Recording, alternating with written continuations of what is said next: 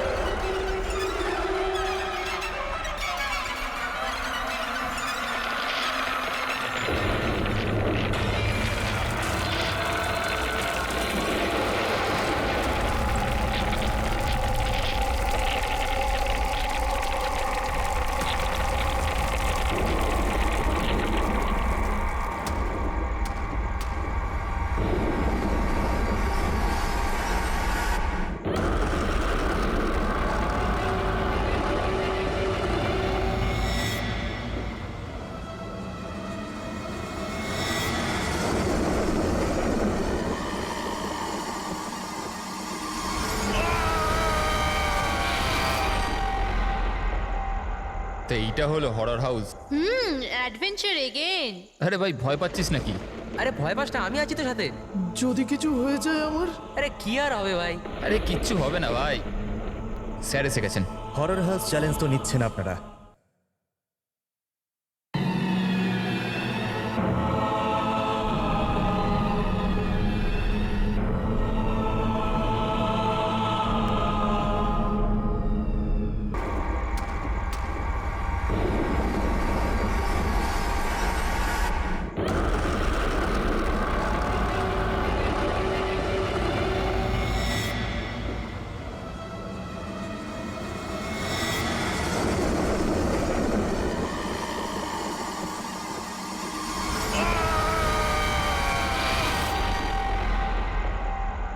তো এইটা হলো হরর হাউস। Adventure again. আরে ভাই ভয় পাচ্ছিস নাকি? আরে ভয় পাস না, আমি আছি তো সাথে। যদি কিছু হয়ে যায় আমার। আরে কি কিচ্ছু আর হবে না ভাই, আরে কি আর হবে ভাই। স্যার এসে গেছেন। হরর হাউস চ্যালেঞ্জ তো নিচ্ছেন আপনারা, কিন্তু একটা কথা আপনাদের বলে দিই, এটা কিন্তু অতটা সহজ নয়। দুর্বল হৃদয়ের জন্য তো একেবারেই নয়। এটা ওই বাড়িটাই না যেখানে 2 বছর আগে একটা ফ্যামিলির মধ্যে মার্ডার হয়েছিল? আগে হ্যাঁ, গোটা ভারতবর্ষের থেকে ভয়ানক জায়গা দ্বিতীয় নেই। অনেকেই চেষ্টা করেছে, কিন্তু আজ পর্যন্ত কেউই বেশিক্ষণ এখানে টিকতে পারেনি। তাহলে বলো, তোমরা কি এই চ্যালেঞ্জ নিতে প্রস্তুত? জিমি ভাই, অল দ্য বেস্ট। জিমি, তুই তুই তুই ভয় পাচ্ছিস না এখানে? আরে ভয়টা আবার কিসের? আমি সিআইডি অফিসার হতে চাই, এসিপি প্রত্যুমানের মতো, brave and strong. Good morning sir. Good morning Jimmy. আজ হঠাৎ কি মনে করে? কেমন আছো? খুব ভালো আছি স্যার, একদম আপনার মতো। আমার মতো? স্যার আপনার মতো থাকলে তাহলেই তো বড় হয়ে আপনার মতো সিআইডি অফিসার হতে পারবো। আরে বাবা, আমার মতন সিআইডি তে এসিপি হবে? আর এমনিতেও এইসব তো ফেক ব্যাপার, কিছুই রিয়েল নয়, সব ভয় পাওয়ানোর জন্য। আরে কিছুক্ষণ থাকবো ভেতরে, তারপর চলে যাবো বাইরে।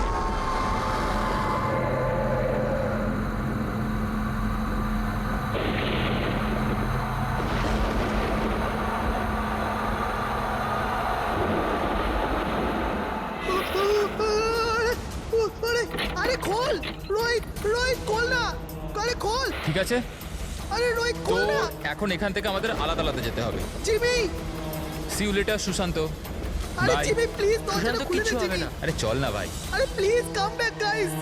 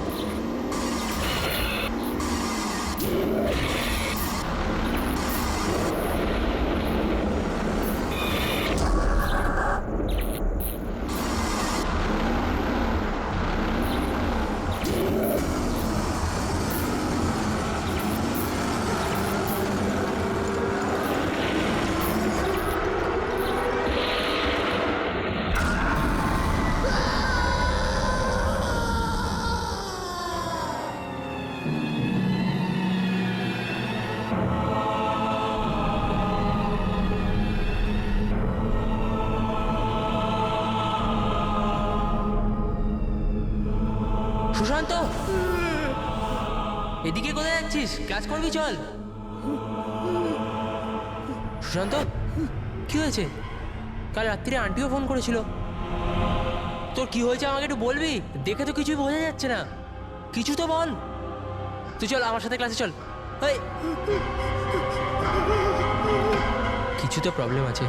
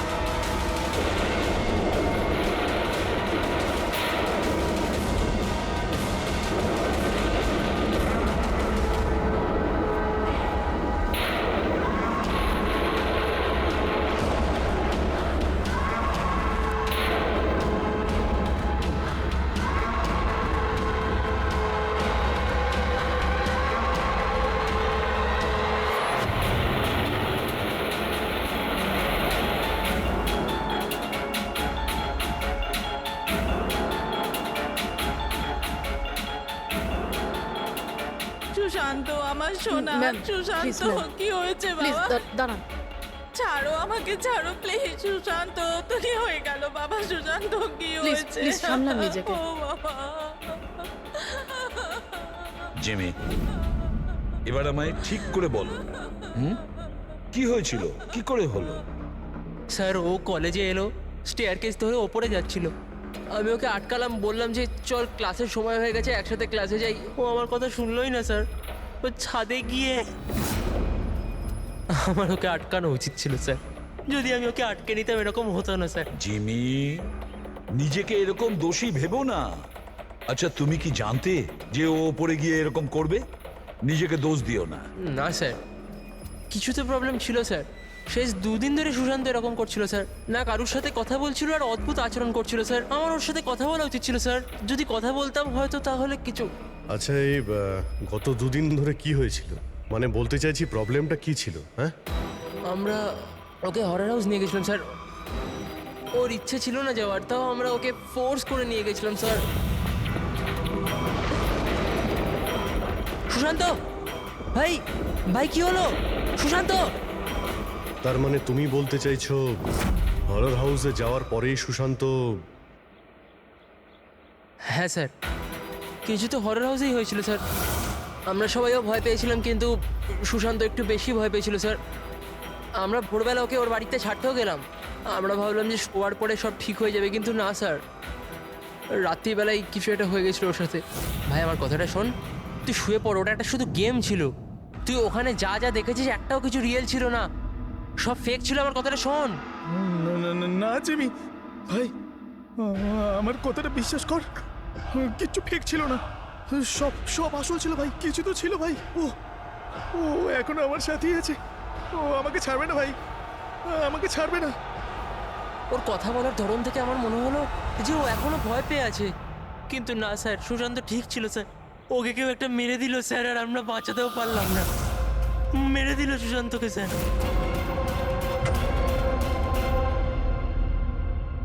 এই দেখো বস, এইটা সিটি স্ক্যান। কার? এটা একটা 80 বছরের বয়স্ক লোকের ব্রেনে সিটি স্ক্যান। এই লোকটির খুব ভয়ঙ্কর ব্রেনের অসুখ ছিল। একটু দেখো বস, এর ব্রেন সেলস কিরকম ছোট হয়ে গেছে। আর স্যার, এই সিটি স্ক্যানের ব্রেন সেলস আরো বেশি ড্যামেজড। এই স্ক্যানটা কার? সুশান্ত। কি? সুশান্তর? একটা ইয়াং হেলদি ছেলের ব্রেনের সেলস একজন বয়স্ক অসুস্থ মানুষের সেলের থেকেও খারাপ? সেটাই তো সবচেয়ে বড় প্রশ্ন অভিজিৎ, কিভাবে? আর আমরা ওর ফ্যামিলি ডক্টরের সঙ্গেও কথা বলেছি। ডক্টরও বলেছে ও একদম ফিট ছিল, না কোনো হেলথ ইস্যুস, না মাথার কোনো প্রবলেম, কিচ্ছু না। স্যার, জিমি আমাদের বলল যে হরর হাউস থেকে ফেরার পরেই এই সুশান্তের বিহেভিয়ারে পরিবর্তন এসেছিল। আর স্যার, সুশান্তর মারও তাই বক্তব্য। সুশান্ত অদ্ভুত অদ্ভুত কথা বলতে শুরু করেছিল। ওর মনে হচ্ছিল ওর আশেপাশে কেউ আছে যে ওকে মারতে চায়, অথচ কিছুই ছিল না। মাত্র দুদিনে সুশান্তর স্কিজোফ্রেনিয়া সিম্পটম দেখা দিয়েছিল, কিন্তু কিভাবে? অভিজিৎ, জিমি হয়তো ঠিকই বলছে। এটা কোনো আত্মহত্যা নয়, খুন হয়েছে, খুন করা হয়েছে। কিন্তু খুন করলো কিভাবে?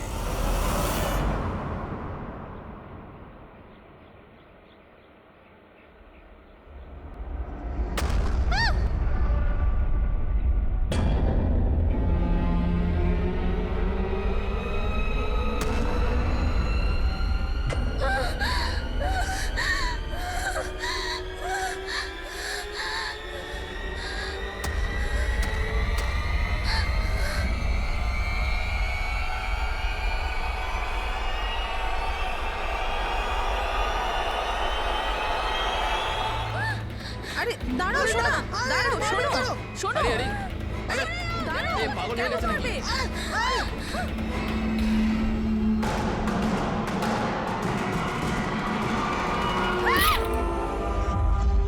মেয়েটা খুব ভয় পেয়েছিল।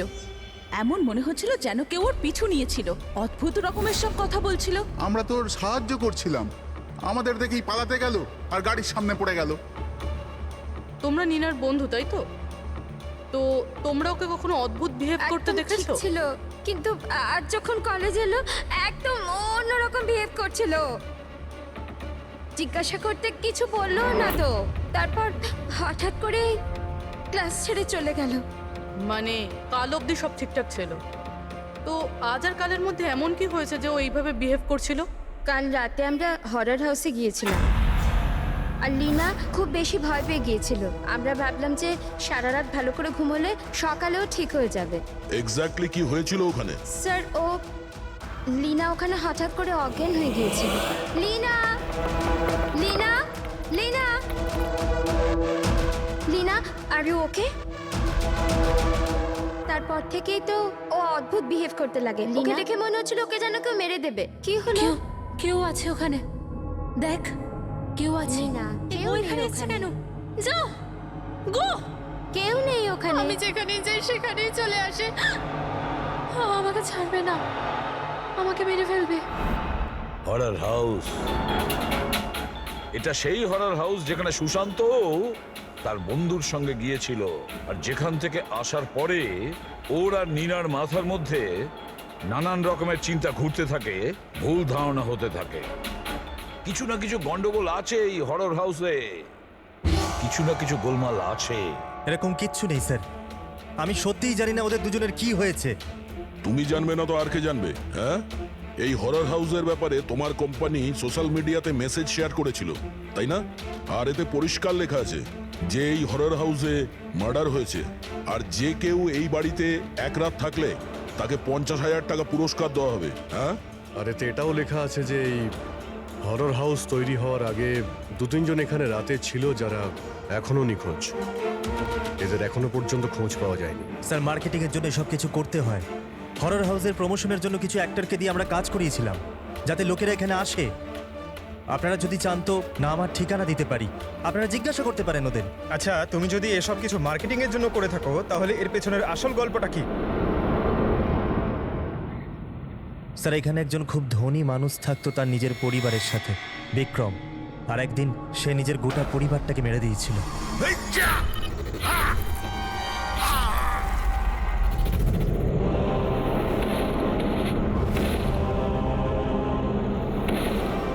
আমাকে মারতে এসেছিল, সবাইকে মেরে দিয়েছি আমি, সবাইকে মেরে দিয়েছি আমি। আমায় মারবি, আমায় মারবি।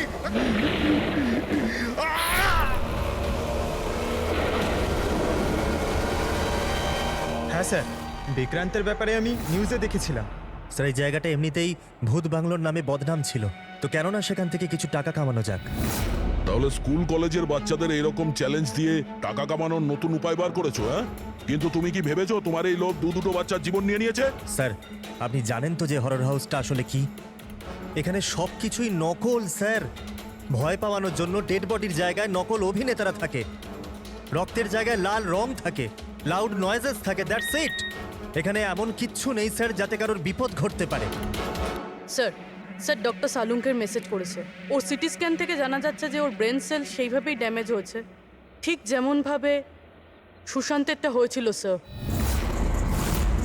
এবার বলো, যদি এটা সত্যি নাটক হয়ে থাকে, নকল হয়ে থাকে, তাহলে কারোর ব্রেনের উপর এত প্রেসার পড়বে কি করে? স্যার, আমি এর সম্পর্কে কিচ্ছু জানি না, আমি সত্যি বলছি। ঠিক আছে, আজ রাতে এই হরর হাউসে আমরা থাকবো। জানতে তো পারা যাবে বিজনেসের নামে এখানে কোন কোন খেলা চলছে।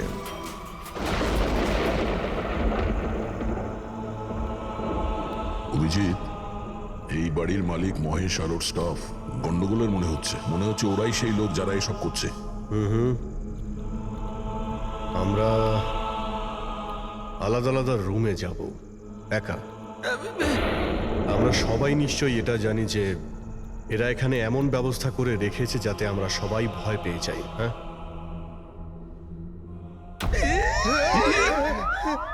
পঙ্কজ, বি ভেরি কেয়ারফুল, ঠিক আছে?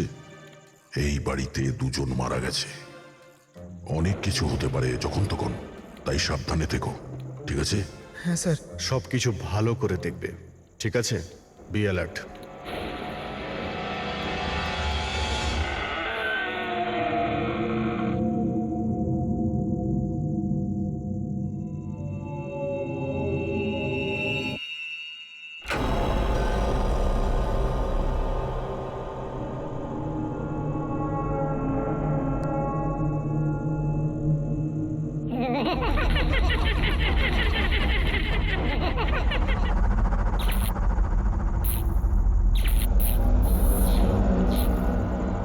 যদি দরজা অবধি যেতে হয় তো এই লাশগুলোকে টপকে যেতে হবে।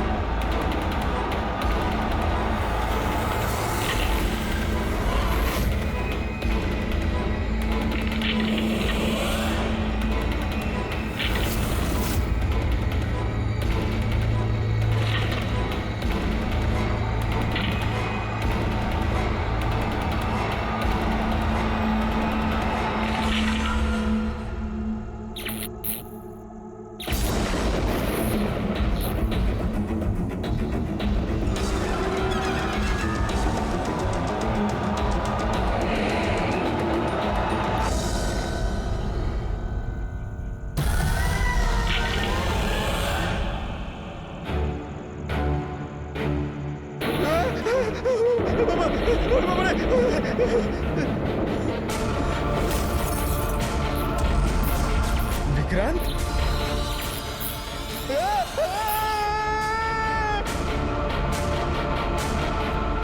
পঙ্কজ পঙ্কজ পঙ্কজ কি হয়েছে? হ্যাঁ পঙ্কজ আরে কি হলো? পঙ্কজ হ্যাঁ তুমি ঠিক আছো? সাবধানে। রবি ফ্রেডি তাড়াতাড়ি হসপিটালে নিয়ে যাও। হসপিটালে নিয়ে যাও তাড়াতাড়ি। পঙ্কজ চল সাবধানে। চল কি হলো তোর? এসব কি হচ্ছে? হ্যাঁ এর অবস্থা দেখতে পাচ্ছো? তোমরা এখানে কিরকম বিপজ্জনক খেলা খেলছো? স্যার আমি আপনাদের তো বলেছিলাম এখানে সবকিছু নকল। যাদেরকে আপনারা দেখেছেন সবাই জুনিয়র অ্যাক্টর হাতে ছুরি নিয়ে। আর স্যার ওটা বিক্রমের হলোগ্রাম ইমেজ ছিল।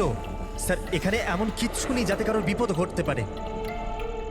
তুমি একটা কথা হাজারবার বলো, কিন্তু একটা কথা ঠিক, এখানে কিছু তো আছে যেটা যেটা ঠিক নয়। বস, পঙ্কজের অবস্থা আগের থেকে ভালো। ওর সিটি স্ক্যান করা হয়েছে আর তাতে এমন কিছু পাওয়া যায়নি যেটা চিন্তার কারণ হতে পারে। এটা খুব ভালো ব্যাপার যে তোমরা একদম ঠিক সময় পঙ্কজকে ওখান থেকে বার করে আনতে পেরেছো। বুঝতে পারছি না, ওই হরর হাউসে আমরা সবাই ছিলাম। এমন কিছু রুম ছিল যেখানে থাকলে ভয় করতে পারে, তখনই আমরা অন্য রুমে চলে যেতাম। পঙ্কজ হয়তো এরকমই করেছিল, কিন্তু ওর সঙ্গেই এমন কি হলো যাতে ওর ব্রেনে এতটা এফেক্ট পড়লো?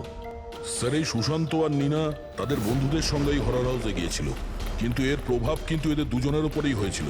ওদের বন্ধুদের উপর কোনো প্রভাব হয়নি, সবাই নর্মাল ছিল। স্যার হতে পারে ওই হরর হাউসের কোনো একটা ঘরে এমন কোনো জিনিস আছে যেটা মানুষের ব্রেনের ওপর খুব প্রভাব ফেলে। এই পঙ্কজ, নীনা, সুশান্ত ওরা গিয়েছিল তাই ওদের ব্রেনে প্রভাব পড়েছে। বাকি সবাই ওই ঘরে যায়নি তাই ওদের ব্রেনে কোনো প্রভাব পড়েনি। হতে পারে দয়া, হতে পারে, কিন্তু কোন রুমে ঘটনাটা ঘটেছে সেটা তো জানতে হবে।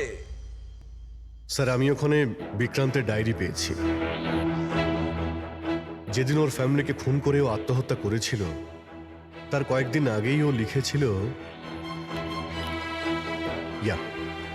আমি আবার ওদের দেখেছি, ওদের শব্দ শুনতে পেয়েছি, ওরা সব জায়গাতে আমার পিছু নিচ্ছে, আমি রাতে ঘুমোতে পারি না, কাউকে ভরসা করতে পারছি না, ওই শয়তান সবাইকে ওর দিকে করে নিয়েছে। কিন্তু অদ্ভুত ব্যাপার হলো এর আগেও যা কিছু লিখেছে তা একদমই নর্মাল, তার মধ্যে ভয়ের কোনো কথা লেখাই নেই। যা কিছু হয়েছে হঠাৎ করেই হয়েছে স্যার, সুশান্ত আর নীনার মতো। একটা কথা কিছুতেই বুঝতে পারছি না অভিজিৎ, এই বিক্রান্ত তার নিজের ফ্যামিলিকে পুরো শেষ করে দিল আর এতটা ভয় পেল যে নিজেকেও মেরে ফেললো, আত্মহত্যা করলো। না অভিজিৎ, কিছু না কিছু গোলমাল আছে। তাহলে কি সুশান্ত আর নীনার মতো কেউ বিক্রান্তকেই মেরেছিল? এটা আত্মহত্যা নয় বরং খুন। বাট কি হতে পারে বিক্রান্তের সঙ্গে, কি হয়েছিল ওর সাথে, কিভাবে জানা যাবে? স্যার বিক্রান্তের ফ্যামিলিতে মাত্র একটাই মেয়ে জীবিত এখনো, ওর বড় মেয়ে রাধিকা। স্যার হয়তো আমি আজ বেঁচে আছি তাহলে শুধু এই কারণ আমি ওই দিন শহরের বাইরে ছিলাম, একটা ট্রিপে গেছিলাম, আর যখন ফেরত এলাম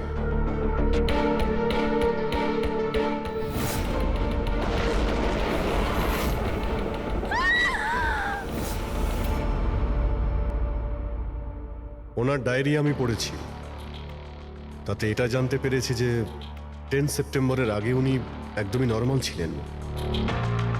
তারপর থেকে উনি কাউকে দেখে ভয় পাচ্ছিলেন, মনে হচ্ছিল কেউ ওনাকে মেরে ফেলতে চায়। 10 সেপ্টেম্বর স্যার 10ই সেপ্টেম্বর তো আমরা বাবার 50 বার্থডে সেলিব্রেট করেছিলাম। অনেক লোক এসেছিল, ফ্যামিলি, ফ্রেন্ডস, আর স্যার বাবা তো খুব খুশি ছিল। স্যার কিন্তু বাবার বার্থডের পরেই ওনার বিহেভিয়ার চেঞ্জ হয়েছিল। অভিজিৎ, তার মানে বিক্রান্তের সঙ্গে যা কিছু ঘটেছে সেটা ওই বার্থডে পার্টিতেই হয়েছে। কি এমন হয়েছিল যেটার কারণে বিক্রান্ত সেদিন ডিস্টার্ব ছিল? কি হতে পারে? আচ্ছা রাধিকা, আপনি বলতে পারবেন ওই দিন বার্থডেতে কারা কারা এসেছিলেন?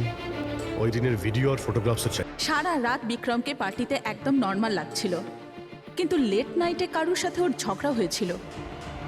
আমি দূর থেকে দেখেছিলাম, খুব জোরে জোরে তর্ক বিতর্ক চলছিল। তার সঙ্গে অজয়, বিক্রান্তের বেস্ট ফ্রেন্ড। বিক্রান্তের সাথে? স্যার, অনেক বড় ভুল করে ফেলেছে আমার বাবা মা, নিজের মেয়ের বিয়ে বিক্রমের সাথে দিয়ে। যদি ওর বাঁচতেই না ইচ্ছা ছিল তাহলে মরে যেত, কিন্তু আমার বোন আর বাচ্চাদের মারার কি দরকার ছিল? বিক্রান্ত মারা যাওয়ার পরে সমস্ত প্রপার্টি তো রাধিকার নামে হয়ে গিয়েছিল না? নো স্যার, বিক্রমের ব্যবসা আর ওর সম্পত্তির মধ্যে রাধিকার কোনো ইনভলভমেন্ট নেই স্যার। ওর পরিবারের পর ও পুরো ভেঙে পড়েছিল, একটা টাকাও নেয়নি স্যার। বেশিরভাগ টাকাটাই ও চ্যারিটি করে দিয়েছিল। আর বিক্রান্তের বিজনেস? স্যার, ওর কাজিন আছে না দীপক, ওই সব সামলাতো। দীপক, বিক্রান্তের মৃত্যুর পরে ওর পুরো বিজনেসের প্রপার্টি তুমি সামলেছ, তাই তো? কারণ বিক্রান্তের ফ্যামিলিতে আর কেউ ছিল না, শুধু রাধিকা ছাড়া। আর রাধিকা নিজেকে বিজনেস আর প্রপার্টি থেকে নিজেকে সরিয়ে দিয়েছিল এই জন্য, তাই তো? আগে সবাই এটা জানতো যে বিক্রম আমার কাজিন ছিল, আর কাউকে তো দায়িত্ব নিতেই হতো। কিন্তু এসব আপনি আমায় কেন প্রশ্ন করছেন? দেখুন, বিক্রম আর তার পরিবারের সাথে যা কিছু হয়েছে তার আফসোস সবারই আছে। ওটা একটা দুর্ঘটনা ছিল, চক্রান্ত নয়। আপনারা সবাই এটা ভাবছেন যে দীপক আত্মহত্যা করেনি, খুন করে দিয়েছে কেউ ওকে। আমি মেরেছি ওকে, আর টাকা দিয়ে আমি খুন করিয়েছি ওকে। স্যার, ও আমার খুব ভালো বন্ধু ছিল, খুব ভালো। আমাদের দুজনের মধ্যে পুরো একদম ভাইদের মতো ভালোবাসা ছিল। আমরা তো জেনেছি যে অনেক দিন ধরেই তোমাদের দুজনের বন্ধুত্বের মধ্যে একটা চিড় ধরেছিল। কি বলছেন? না স্যার, স্যার ওই যে হয় না বন্ধুদের মধ্যে মাঝে মাঝে ওই একটু ঝগড়া হয়, প্রবলেম হয়, ওইরকমই কিছু হয়েছিল। কিন্তু স্যার পরে আমরা প্যাচ আপ করে নিয়েছিলাম। স্যার আমার কথা ভালো করে শুনুন, যদি আমাদের মধ্যে বন্ধুত্ব না থাকতো তাহলে ও কি আমাকে পার্টিতে ডাকতো? হ্যাঁ, রাইট। আর ওই পার্টিতেই তোমার সঙ্গে খুব ঝগড়া হয়েছিল বিক্রান্তের। ঝগড়া? আমাদের কাছে একজন সাক্ষী আছে। না স্যার, ঝগড়া হয়নি স্যার। আসলে কি বলুন তো, ওই 3-4 পেক ভেতরে যাওয়ার পর শুধু আমরা দুজন হাইপার হয়ে গেছিলাম। তারপর আমাদের দুজনের মধ্যে ওই তর্কাতর্কি শুরু হয়ে গেছিল, দ্যাটস ইট। অদ্ভুত কথা বলেন ম্যাম আপনারা। পুরো পৃথিবী জানে যে বিক্রম নিজের ফ্যামিলির খুন করে নিজে সুইসাইড করেছিল। হতে পারে ওর অনেক বড় প্রবলেম ছিল, পুলিশও এই কেসটা ক্লোজ করে দিয়েছে। তো আপনারা কেন আমাকে 2 বছর বাদে এই কেসটাতে ফাঁসাতে চাইছেন? আমি এরকম কেন করব? দেখুন, আমরা তো শুধু এটুকুই জানতে পেরেছি, বিক্রান্তের কোম্পানিতে বছরের পর বছর কাজ করার পরেও আপনার প্রমোশন হয়নি। ইনফ্যাক্ট বিক্রান্ত আপনাকে বরখাস্ত করতে চেয়েছিল, আর তারপর আচমকা বিক্রান্তের মৃত্যুর পর আপনার ফাইন্যান্সিয়াল কন্ডিশন বেটার হয়ে গেল। হ্যাঁ, তো মানে আপনারা এটা বলতে চাইছেন যে আমি বিক্রমকে খুন করে ওর পুরো প্রপার্টিটা নিজের নামে করিয়ে নিয়েছি? Is that you want to say? আপনাদের এটা মনে হয় যে আমি বিক্রমকে উস্কেছিলাম নিজের ফ্যামিলিকে মেরে দিয়ে আত্মহত্যা করার জন্য? এ ব্যাপারে আপনাদের কাছে কোনো প্রমাণ, কোনো সাক্ষী আছে? দীপক, বিক্রান্তের 50তম জন্মদিনের পার্টিতে তুমি নিশ্চয়ই ছিলে, তাই তো? তাহলে কোনো গিফটও নিয়ে গিয়েছিলে? 50 বছরের পার্টি বলে কথা। কি কি নিয়ে গিয়েছিলে একটু বলো না। আগে 2 বছর আমি বিভিন্ন জনকে বিভিন্ন গিফট করেছি, কি করে বলবো যে বিক্রমকে কি দিয়েছিলাম? আমি ঠিক মনে করতে পারছি না। আই থিঙ্ক শুধু কার্ডটাই দিয়েছিলাম। কিন্তু স্যার এই হঠাৎ মধ্যেখানে গিফট কোথা থেকে চলে এলো? আর আমার মনে নেই যে আমি ওকে কি গিফট দিয়েছিলাম। এটা 2 বছর আগের ঘটনা ম্যাম। আর কাউকে কোনো গিফট দেয়া কি কোনো দোষের কিছু? আমি বিক্রমকে ওর ফেভারিট অথরের নতুন বই গিফট করেছিলাম, কিন্তু ওকে অন্যরা কে কি গিফট করেছিল সেটা আমি জানি না। আপনি কেন জানতে চাইছেন?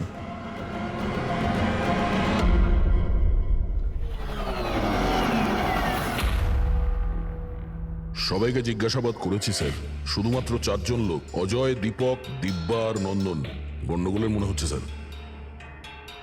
স্যার, মনে হয় না এরা কেউ আদৌ সত্যি কথা বলছে। স্যার 2 বছর হয়ে গেছে এটা ঘটেছিল। কোনো সাক্ষী প্রমাণ পাওয়া বেশ মুশকিল, তাই সেটারই সুযোগ নিচ্ছেন এনারা। তবে এটা শিওর যে এনাদের মধ্যে কেউ মিথ্যে বলছে, সেই হলো বিক্রান্তের খুনি। অভিজিৎ, তাও একটা প্রশ্ন থেকে যায়, যদি এমন কেউ গিফট দিয়ে থাকে যেটাতে মাথা খারাপ হয়ে যায়, তাহলে বিক্রান্তের কেন মাথাটা খারাপ হলো সেই জিনিসটা পেয়ে? আরো তো অনেকে ছিল ওই ঘরে, তাদের কোনো কিছু হয়নি কেন? হ্যাঁ স্যার, বিক্রান্তের ফ্যামিলিতে 5 জন লোক ছিল, চাকর বাকর আলাদা। ওদেরও তো প্রভাব পড়তে পারতো এর ওপরে। যেমন 2 বছর বাদে যত লোক ওখানে গেছে, কারোর ওপর কোনো প্রভাব পড়েনি, শুধুমাত্র পঙ্কজ, সুশান্ত আর নীনা। পঙ্কজ, বলো কোন রুমে গিয়েছিলে আর কিভাবে গিয়েছিলে?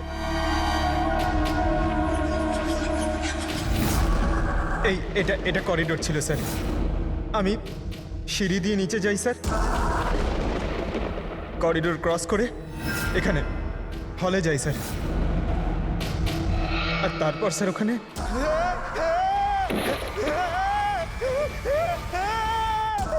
ও আমার পা ধরেছিল স্যার, আমি ভয় পেয়ে যাই। তারপর আমি এখান থেকে পালাই, আর তারপর স্যার আমি করিডোরে আসি। আর এইখানেই হয়তো কোথাও আমি ওই বিক্রান্তকে দেখি। আর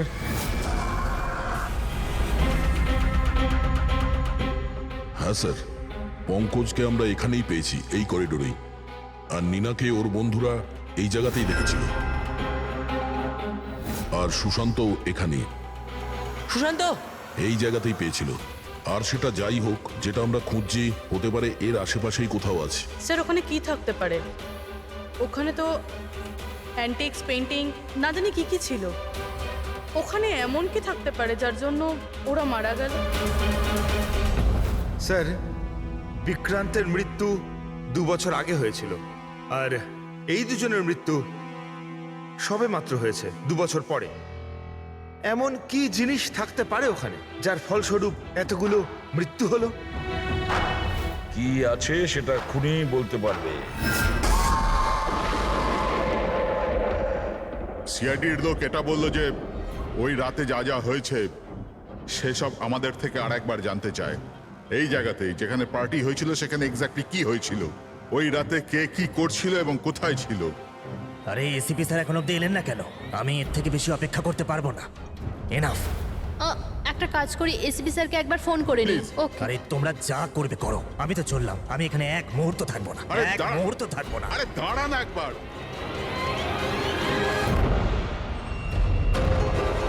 হ্যালো স্যার, আমি বলছিলাম, আপনি আমাদের হরর হাউসে রেখেছিলেন না? আমরা এসে গেছি। হ্যাঁ স্যার, আমি, নন্দন, অজয় আর দীপক। কি? আপনি ডাকেননি? এরকম কোনো কথাই হয়নি। Okay sir. কি হলো? এসিপি বলছেন উনি আমাদের ডাকেনি। আরে আরে এসব কি হচ্ছে? জানি না, মনে হয় কেউ আমাদের সাথে মজা করেছে। চলো যাই এখান থেকে। চলো তাড়াতাড়ি চলো। কোথায় যাবে তোমরা? ওপর দিয়ে যাবার কোনো রাস্তা আর নেই। এখন কি করবো আমরা? আর এখান থেকে বেরোবো কি করে আমরা এখন? কোনো দ্বিতীয় রাস্তা তো হবে। হ্যাঁ খোঁজো, দ্বিতীয় রাস্তা খোঁজো এখান থেকে বেরোবার। চলো চলো খুঁজি। তাড়াতাড়ি খোঁজো দ্বিতীয় রাস্তা। এক কাজ করো, তুমি ওদিকে দেখো, আমি এদিকে দেখছি। হ্যাঁ।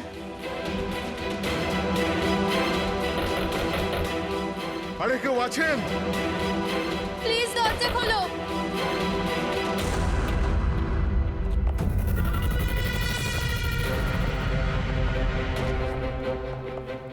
এসব কি মজা হচ্ছে স্যার?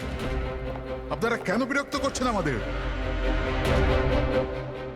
বিরক্ত করছি না আমরা, শুধু পরীক্ষা নিচ্ছি, আর তার রেজাল্টও পেয়ে গেছি। আমরা বুঝতে পেরেছি খুনি কে। আপনাদের সবাইকে এই হরর হাউসে সেই জায়গাতে বন্দি করা হয়েছিল যেখানে এমন কোনো জিনিস আছে যার কারণে ব্রেনের ওপর খুব প্রভাব পড়ে আর মানুষ অদ্ভুত ধরনের বিহেভ করে। কিন্তু ওই জিনিসটার ব্যাপারে খুনি জানে, আর সেই জিনিসের কারণেই খুনিকে চিনতে পারা গেছে। খুবই স্বাভাবিক খুনি ওই জিনিসটাকে নোটিস করবে, তার থেকে দূরে যাওয়ার চেষ্টা করবে, কারণ ও এটা চাইবে না যে বিষাক্ত কেমিক্যালের প্রভাব ওর উপর যেন না পড়ে। চারিদিকে দরজা বন্ধ ছিল, ও এখানে আটকে গিয়েছিল, সেই জন্যই ও ওটাকে ছুঁয়ে ফেলার ভুল করে। আর এই ঘরে কি কি ঘটেছে সবকিছু সিসিটিভি ক্যামেরায় বন্দী।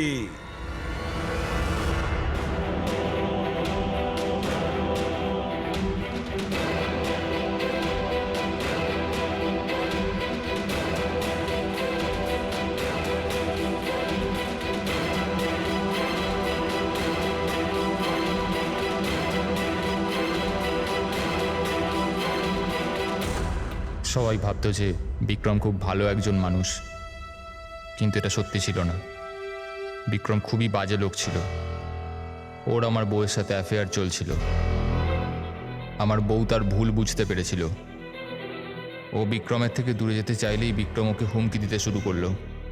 বলতে লাগলো, তোমার বরকে বলে দেবো, ওকে চাকরি থেকে বের করে দেবো।